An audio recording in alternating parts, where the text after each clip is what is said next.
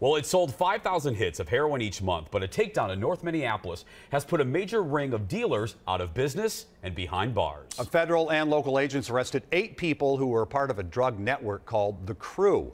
Most of the members are from Chicago. They've been selling heroin on the streets of Minneapolis for the past 2 years.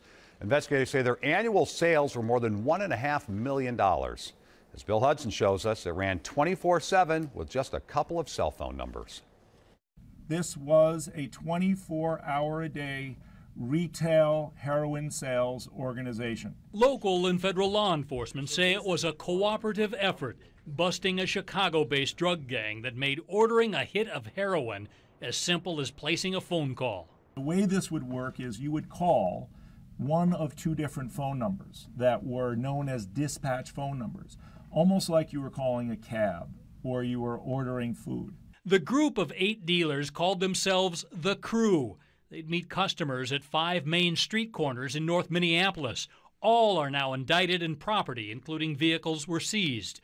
At $40 a bag, they'd attract a lot of customers from surrounding suburbs. Either way you cut it, at the end of the day, every single one of these deaths and overdoses that we're experiencing throughout our metro area is preventable. The growing demand for heroin is showing up in overdose deaths, doubling every couple of years. Hennepin County had 7 in 2010, 15 deaths in 2011, and 33 last year. Heroin is always there. Trish Thacker is program director at the Salvation Army's Hope Harbor. She sees busts like this one as saving lives. It's highly addictive. You know, 10% of people can become addicted to alcohol. Something like 100% of people can become addicted to heroin in a really short period of time.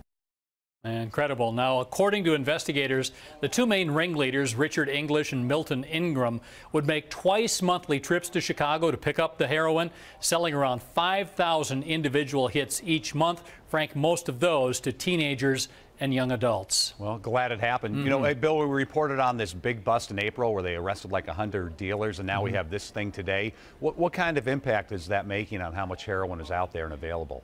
Yeah, we asked that. However, it's really hard to measure just yet. What they will say is that the cooperative effort between local, state, and federal law enforcement is going to keep turning the heat up on dealers. And, of course, it's just a matter of time before the drug gets harder and harder to find. All right. Bill, thank you.